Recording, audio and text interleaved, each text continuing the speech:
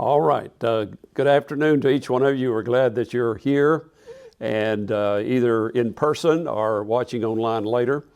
I'm going to be speaking about doing research, particularly about local church history. But my name is Tom Childers. I'm from Henderson, Tennessee. I've lived there about 23 years this July.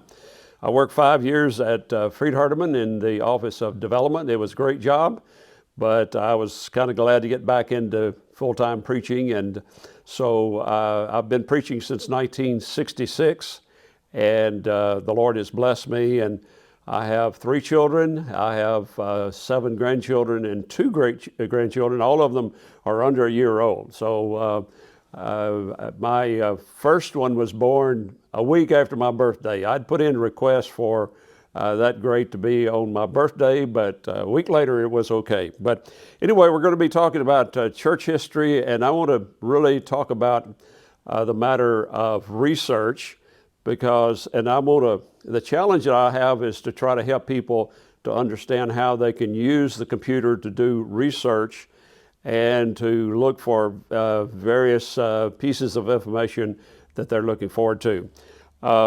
I got started with computers in 1979. I actually went to Target and I bought a Atari and brought it home. This is a few months before Christmas, and so I was thinking about getting that for my children.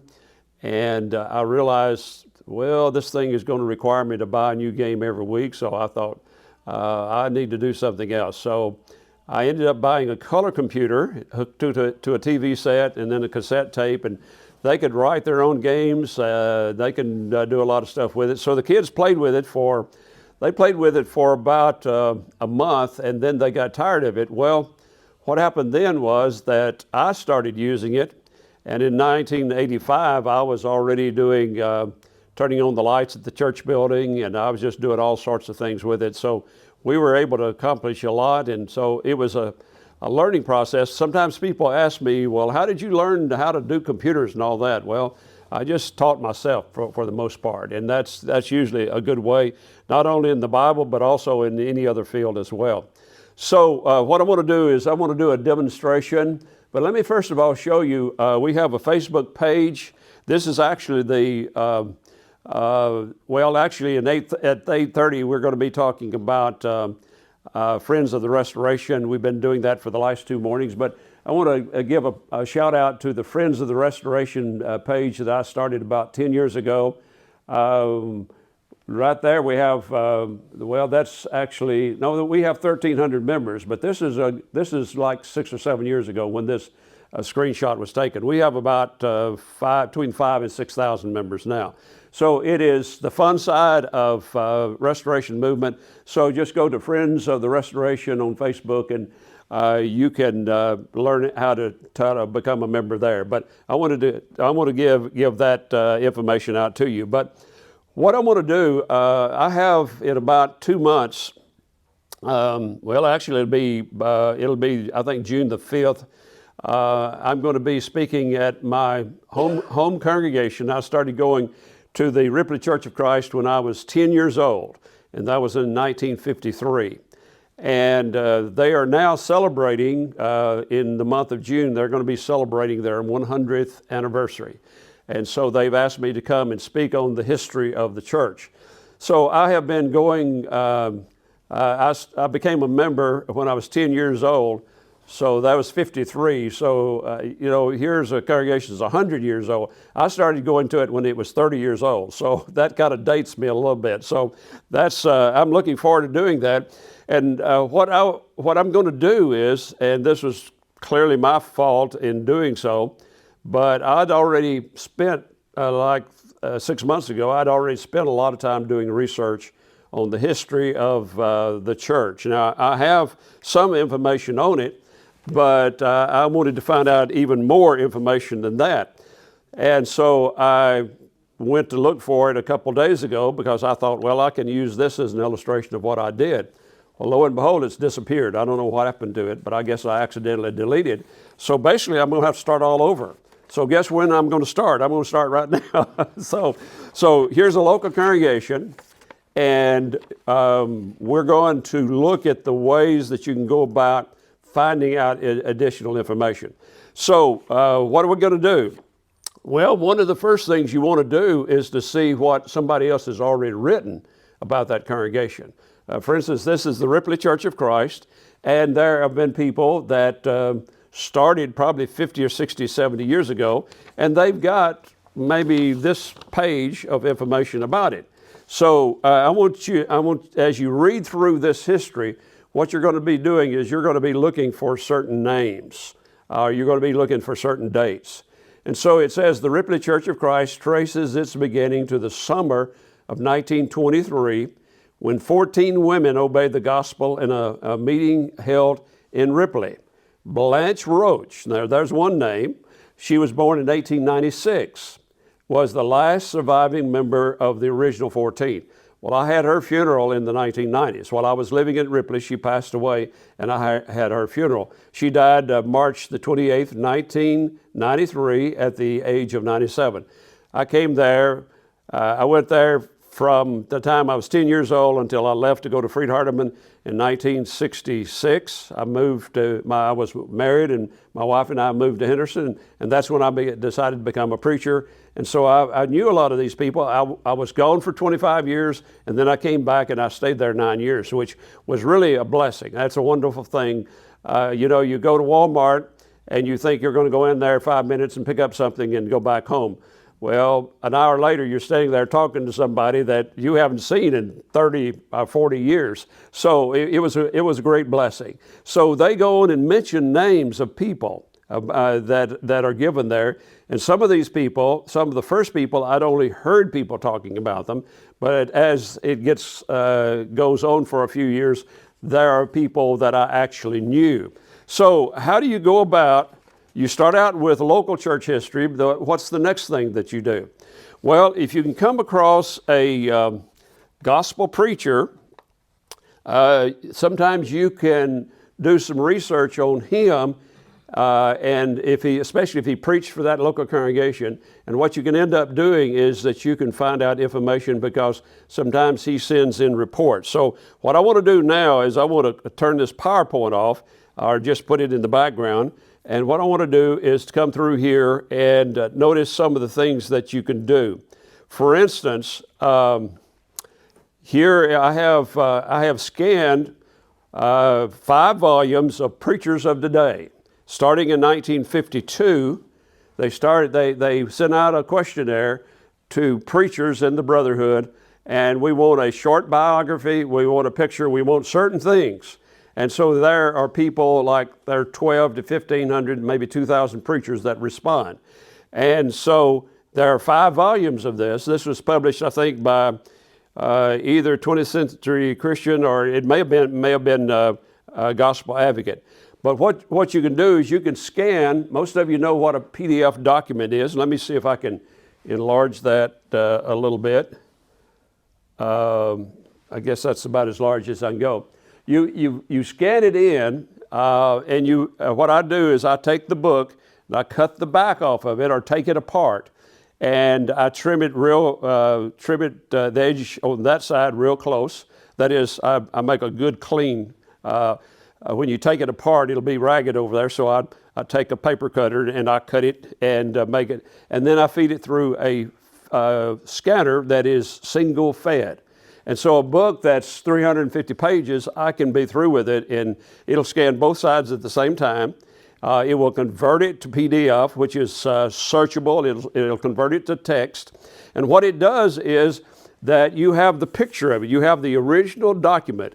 I remember scanning the Spiritual Sword, and the secretary called me after I sent her that, and she said, we've got to rescan one of the pages, because on the back cover, there was a used copy that they had. Somebody had used it, and they had written on the back of it, "I got to go to the bathroom." Well, they said we got to get a different one and scan and replace that. Well, whatever's written on there, if it's underlined or whatever it is, or if it's a typo, it keeps it true because it's a picture. It's not text converted, but behind it, it's actually 2 documents. There's a picture of it, and behind it is the text.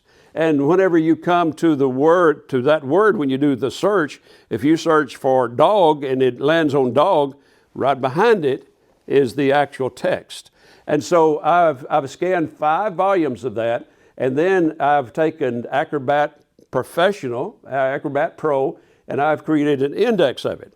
In Bible software, what they did was they, at the very beginning when Bible software came out, and I was there, I mean, I've lived through that time in which Bible software has become digitized. And so this started in probably 1985, somewhere along there is when that first started. So what you have is you would have about 10 discs, and if you search for grace, you would have to put in the first disc, searching the King James, because it'd come to Genesis 6. So it'd tell you to put in disc number 1. And so it would stop there.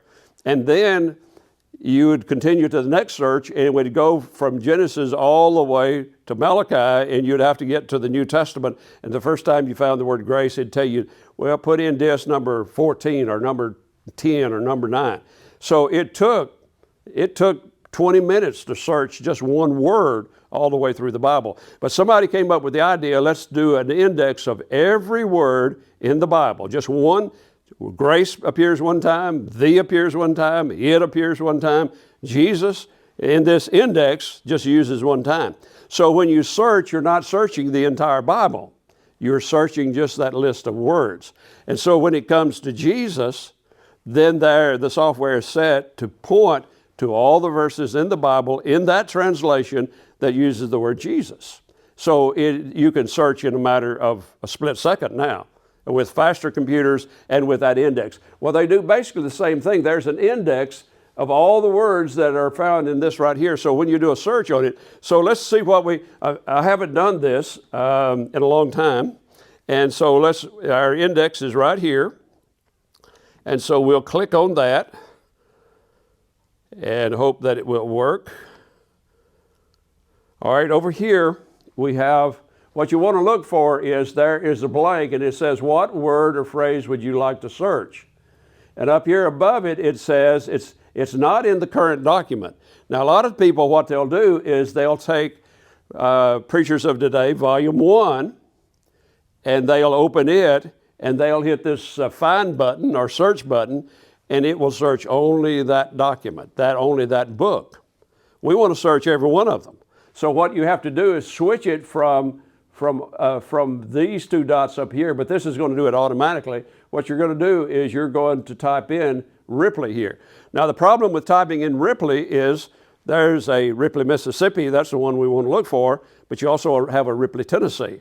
So you're going to get some false hits from that standpoint, but we could type in Ripley, MIS if we want to do that. So let's try doing that, but sometimes we might miss it because it might just be Ripley. So let's do MISS, and let's change it from whole words. We'll uncheck that because, well, I don't know what's going to happen, but anyway, we'll see there. If you want to do a whole word, you want to click that, because if you do child, you'll get children or anything else that has child associated with it. Sometimes you'll even get words right in the middle. So we're going to do a search. Now notice we search 5 documents. And imagine how useful this is if you have your whole religious library on a computer and it's set up so that you can search it like that.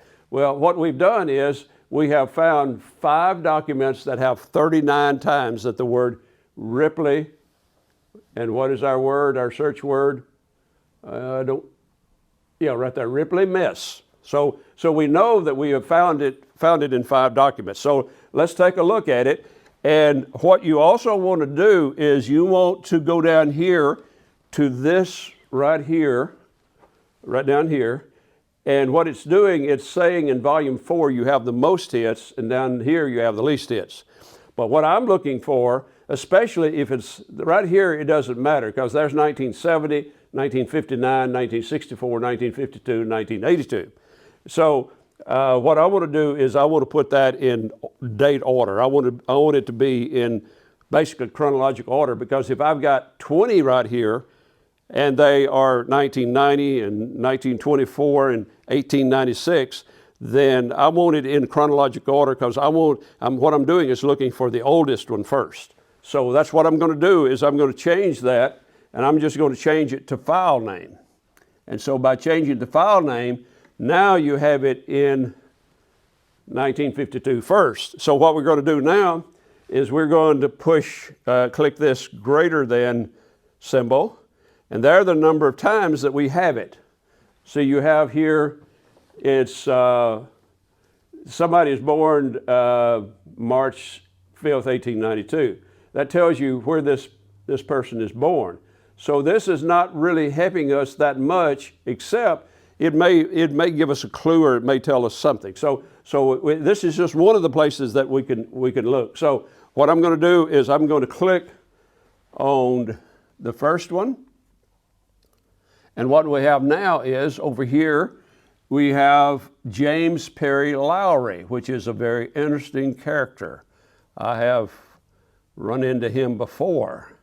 So let me do it a larger screen so we can do it like this. And let's see what we know about this person.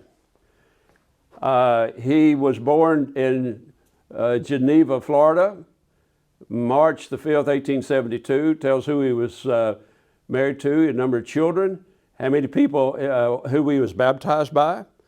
He was baptized by M.H. Northcross. And if I remember correctly, M.H. Northcross was the preacher who said the ceremony for A.G. Freed and his student friend that he married. So, you know, once you find one thing, what you end up doing is say, well, who baptized M.H. Northwood? And then you find that out, then you just keep going. But it tells us that he went to school at Southern Tennessee Normal College. That's the school that A.G. Freed came to West Tennessee in 1892, and he established that school. And in 1895, he moved his equipment from Essery Springs, which had a railroad, had a hotel. Today it's out in the woods. I mean, it's out in the country. It's nothing there. But it had springs. It was Essery Springs. It was a vacation spot. It was like Warm Springs, Arkansas. So he builds, you had to build, in 1890, you had to build something close to the railroad, because you're going to have students coming.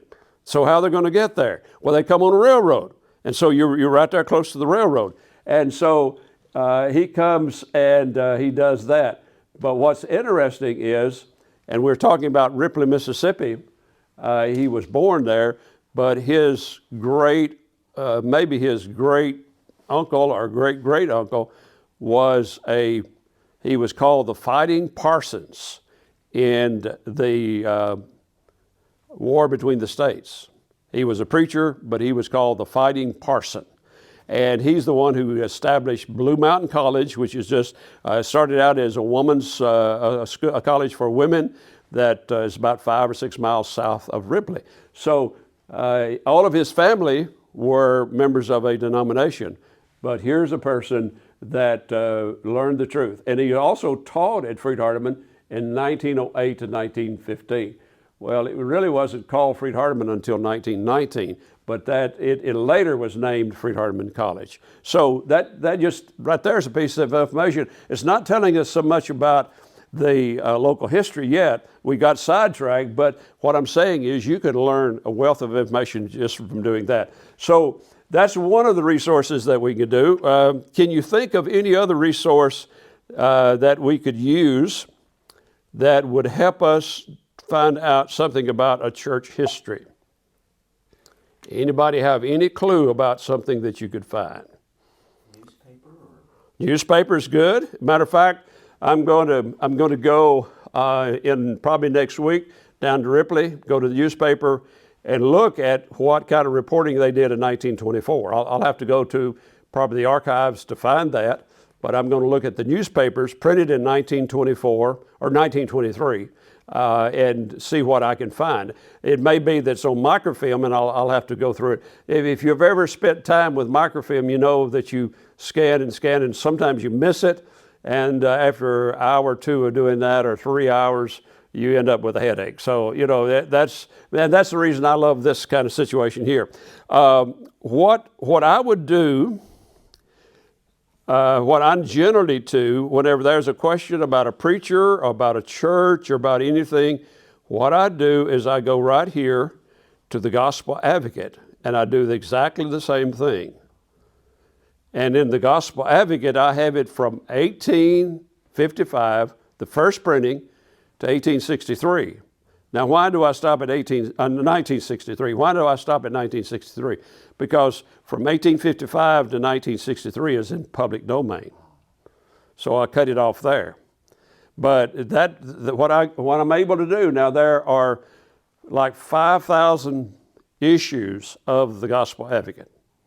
5,000 issues, and 1 year's issue usually was 12 to 1,400 pages.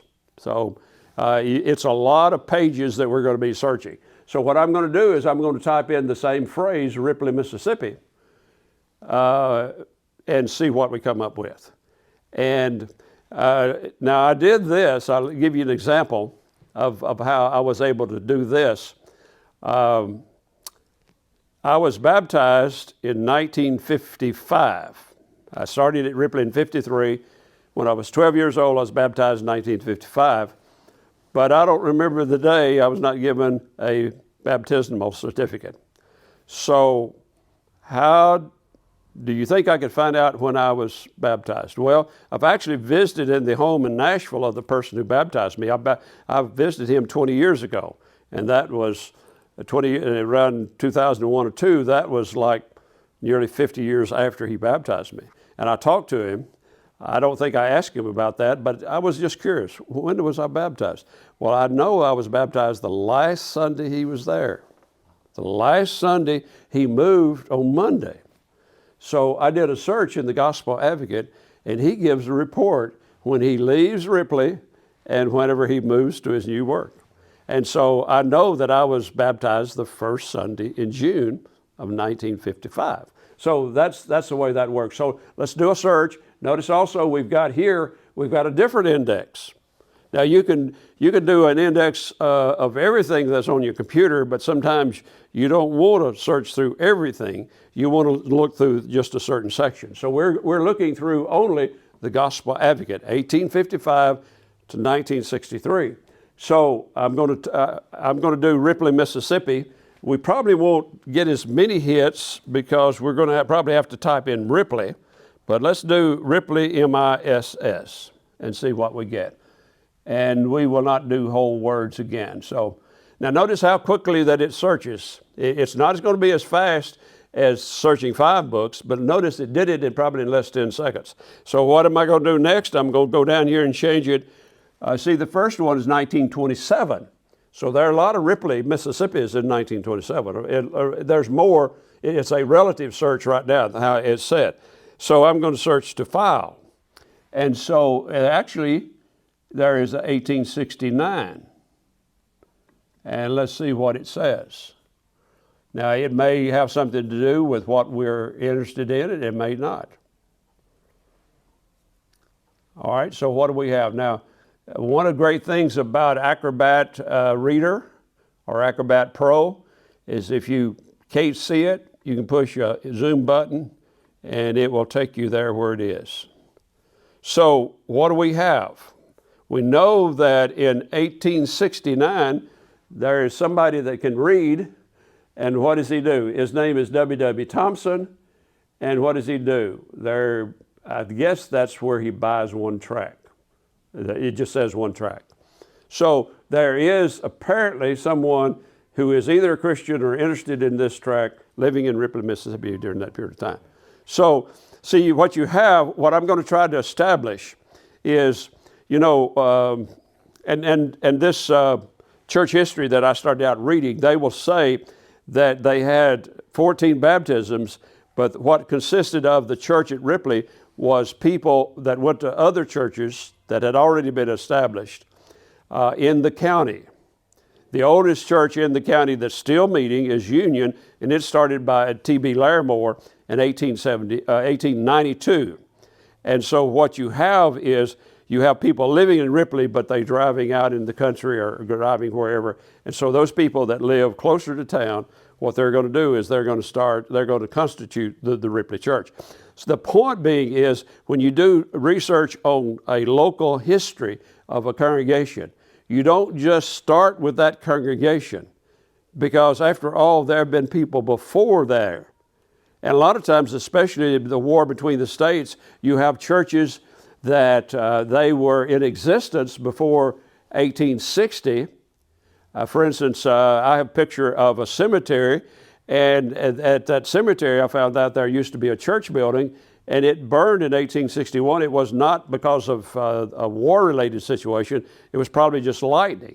So there was a Church of Christ there in 1860, and that's a lot nearer than 1923. I mean, a lot further away. So the church had been there for many years. By the way, the county begins in 1836. It's opened up and settlers move in there.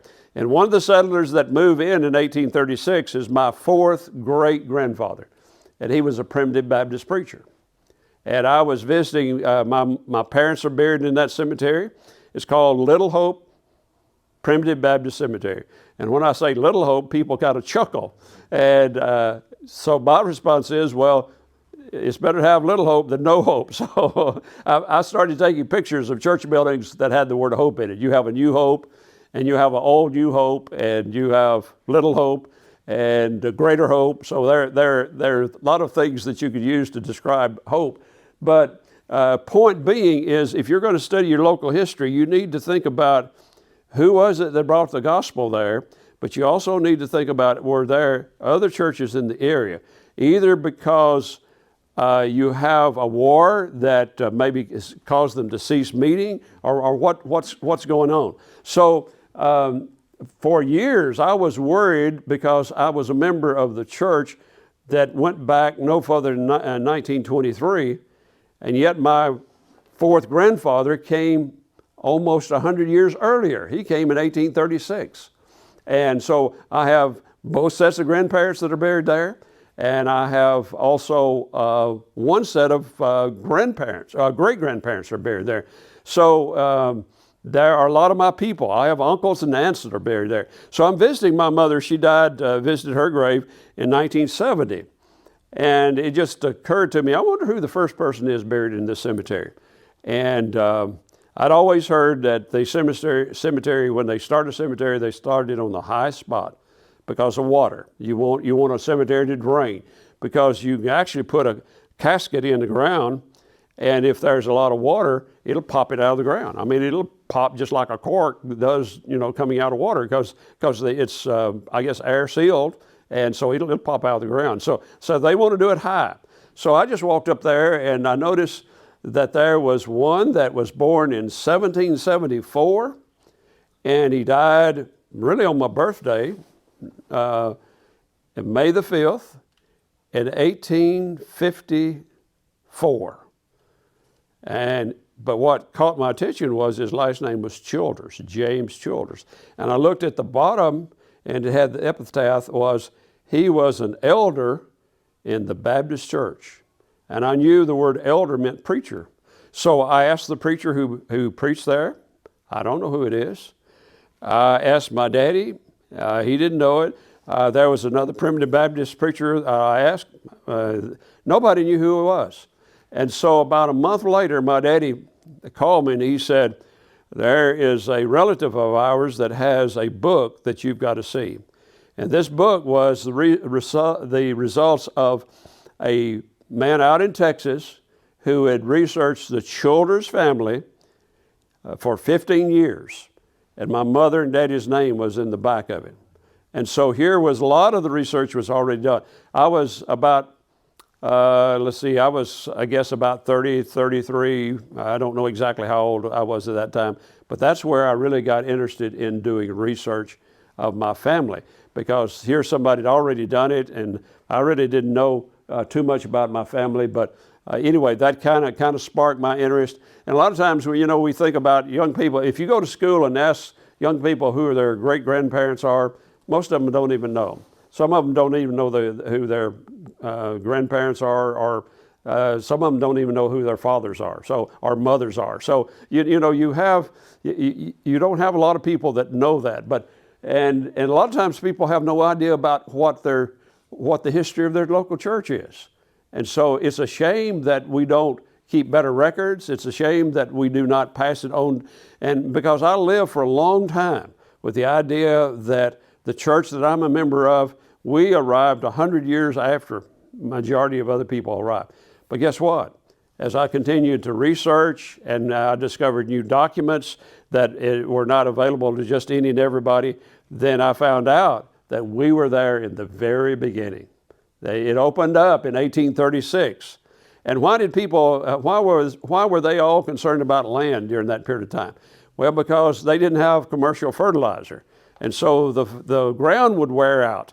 And so they would move. So my family moved from South Carolina. They moved to Everton, Georgia. And they did this generation or two generations.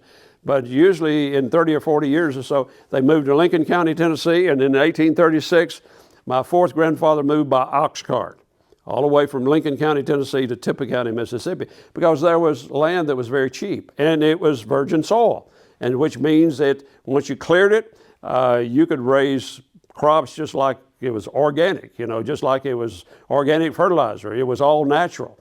And so that's the reason why the land was so popular during that period of time. They just kept moving because the land would tend to wear out on them. So basically what I do is I will go here and let me get out of this and let me stop here and see if any of you have any questions. Any questions that you might have? This is fascinating. It's fascinating. Okay. Let's look at one. And remember what we're looking for. The reason I said it by date, we're not so much interested in all of this back during this period of time. What are we looking for? We're looking for 1923. So I already know, about the local church history. Now, if I'm going to research the brethren that went before, then I would start here with 1915 and work back. But at this point, what I want to do is I want to look specifically at what is going on. I want to establish that first. What's going on in 1923, and maybe that will tell me something. And notice as I'm preparing this, and I will present it as a PowerPoint. How am I going to do that? If I find something, we'll talk about that. So let's see what we found, if we found anything. Charles Williams is in a meeting near Ripley, Mississippi. Now, what does that tell me? Charles Williams, it tells me his name, but what does near Ripley, Mississippi mean?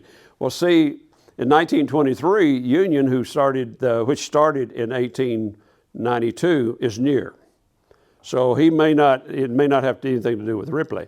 What it's doing, it's talking about he is at probably another congregation. Now, it could be that he is setting up a tent and preaching. I mean, it doesn't say where he is or the name of it or anything like that. So that really doesn't help me. So let's go and we'll look at another one. So the next one is in November the 8th. And here, what do we have? We have an obituary. And this is 1923. So Amanda Thompson Baker was born at Ripley, Mississippi, and she died in Beulah, New Mexico in 1923. She was married to Elder S.L. Baker December the 30th, 1909 at Corinth. So the question is, who is Elder S.L. Baker? Well, elder means what? They didn't use the word elder back in those days so much as an elder in the church. They used it as a teaching elder or a preacher. And so she was married to him, but she was baptized in her youth. So in her youth, that would have been 1869, say when she was 12 years old, that would be what? 79, 80, like 1881. So she is baptized by J.P. Lowry of Hickory Flat. So what does that tell us about Lowry?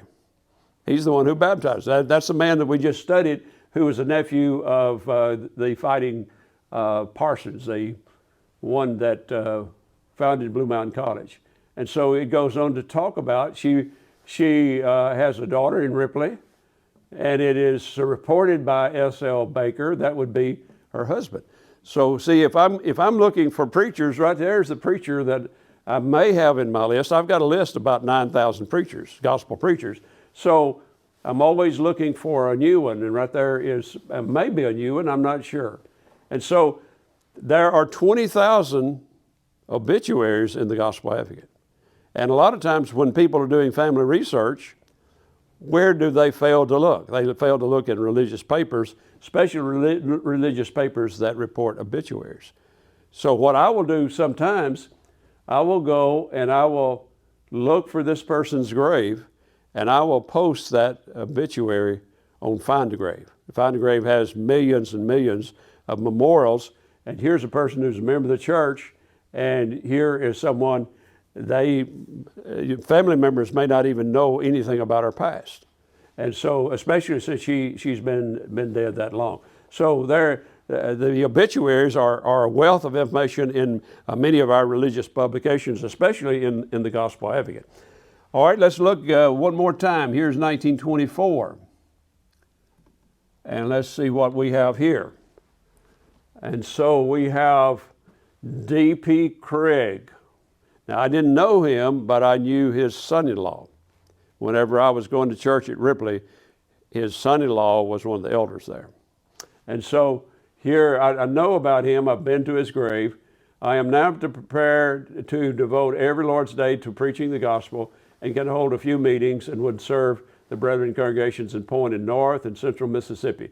So he just mentions that his address is either in Walnut or in Ripley. He can be reached at either place. So we're getting a little bit closer to people that I remember growing up in the Ripley congregation. So let's look at one more, and we'll see what we can.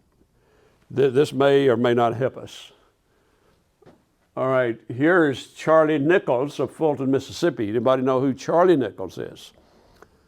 Anybody know any preacher by the name of Nichols? Wasn't there a C.R. Nickel? He was, it was without the S, C.R. Nickel. He was a Texas preacher. Okay. Gus Nichols, this is Gus Nichols' brother.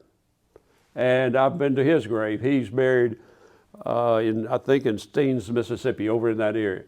All right, he says that he goes and he says, I am in a good meeting at Union Church, 5 miles from Ripley. So that tells us about the neighboring congregation. But there may be some people that are going to church there. For instance, Blanche Roach is buried there at Union, and she's probably going to church there. She's baptized, and she's probably going to church at Union.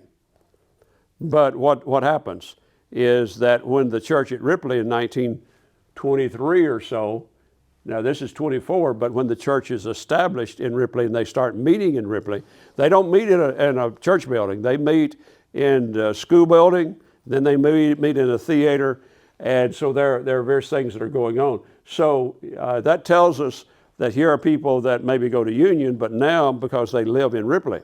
And she lived just 2 doors, 3 doors down from the church building where I was baptized. Blanche Roach did. And she was a contributor to Freed Hardeman, financial contributor. I think it was 2 or maybe 3 sisters, and they never married, or at least one of them didn't marry. I don't think Blanche Roach did, but anyway, I remember them well. And so let's see how much time we've got. We've got about 10 more minutes. Let me go over just quickly some of this information that I have here and show you a little bit about some of the things. I'm going to go through this pretty quickly. This is material that, even though what I had prepared for the Ripley Church, I'm going to use what I prepared in 2015. So I still have 2015. I just lost what I did the last few months ago. So here's the part of the country we were talking about. It's Chickasaw land. They lose their land rights, or it's taken away from them in 1830. And 6 years later, it's open up to anybody that wants to come. And so 1832 is when they started moving. So there, what I want you to see here is there are, let's see, I saw it one time. It's not on this one. Well, it talks about how religious. According to this, Mississippi is a pretty religious, per capita, it's pretty religious. Here's the Little Hope Cemetery that I was talking about. There's the James Childers, 1772, May the 5th, 1854.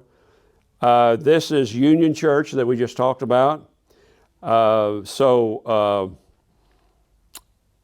You have 59 years from 1836 when my grandfather came there till whenever the oldest church still meeting is there. So there's a 59-year gap.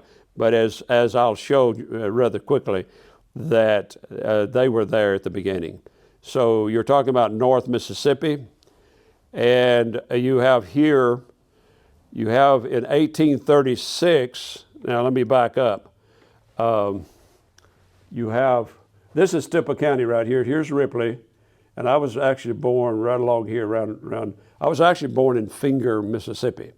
And I'm preaching now in Finger, Tennessee. So but I just found that out a couple months ago, maybe 6 months ago. But actually, no, I was not actually born there. I was born right on the county line. And so you have, this is Marshall County, Holly Springs. Let's see, this Benton County and then Marshall County. So we're now talking about Marshall County. So it's right in pretty close to the same area. There's about 30 or 40 miles difference between the two. But this came out in the Millennial Harbinger in 1836. Not long ago, I attended the call of some of the brethren at Holly Springs, now the seat of Marshall County, where a church was constituted of upwards of 20 members who then and there agreed to meet every Lord's Day for the purpose of reading the Word. Notice they didn't say preaching because preachers were pretty rare. They met together to study the Bible, for prayer, for praise, breaking the loaf, and etc. And since I have since learned they continue steadfast. So I think this is highly probable that this is the first church constituted in the bound of the purchase. And the church at Holly Springs is still meeting. So that's 1836. So right in the general area, you have the Lord's church that's planted. And this is a quote from John R. Howard. His book becomes pretty, and his paper, not his book, but his paper becomes quite significant. He starts the oldest restoration paper in the state of Tennessee. He starts in 1836. He publishes it for 1 year, and so he starts it back, but he names it the Bible Advocate in 1842. And it is called that to 1846. And then in 1847, it's called the Message and the Advocate. Now, what happened? Remember that Barton W. Stone has a paper called The Christian Messenger, or Message, and he dies in 1846. So Howard takes over and he just combines the two. And so that's the reason for the change. And then he goes back to the Bible Advocate because it's moved to St. Louis. And then here are some pages from this paper. And so he mentions here in 1836 that he says, he talks about a man by the name of Kendrick, and that'll be a name to watch for. In 1836, he talks about Talbert Fanning of Nashville on his return from Mississippi. So we're not told where in Mississippi, but Talbert Fanning is the one, along with William Lipscomb, starts the foundation. I mean, the Gospel Advocate. It's not David Lipscomb. David Lipscomb will later become the editor, but it's William Lipscomb, and it's also Talbert Fanning. And here's the paper, let's see, this is the Christian Reformer, 1836. And so he mentions several people. I'm going to go through this early because I'm looking for something in particular. Here is this J.M. Northcross, and quite an interesting person. He has family buried, or he is buried in the Enon Cemetery in Tippah County, Mississippi. And this is the one that I mentioned that existed in 1860 and it burned. It existed before then, but it burned. So he has a son who is Matthew Hackworth, and then this Hackworth is named after a gospel preacher as well. So here is some of the things that are taking place. Let me look, I think it's one or two more. 1842, there's a statement from William Moody. He lives in Ripley. This is the one I'm looking for right here. What you have in Pine Grove, Liberty, Mount Zion, Head of Hatchie, Farmington, and New Hope, you have a report of these congregations and how many people they have. Now, this is in 1844. And notice right here, you have New Hope. They meet every Lord's Day. They have 90 members. They have 3 bishops or elders, and they have 4 deacons. So that's what, that's 8 years after the county opens up. So you've already, and I think I passed by it, but there are about 11,000 people in the whole county. So it's not very many people. It's not very many people at all. So what this proves right here, this document, and it took me a long time to get this converted, but what this proves is that there are congregations that existed.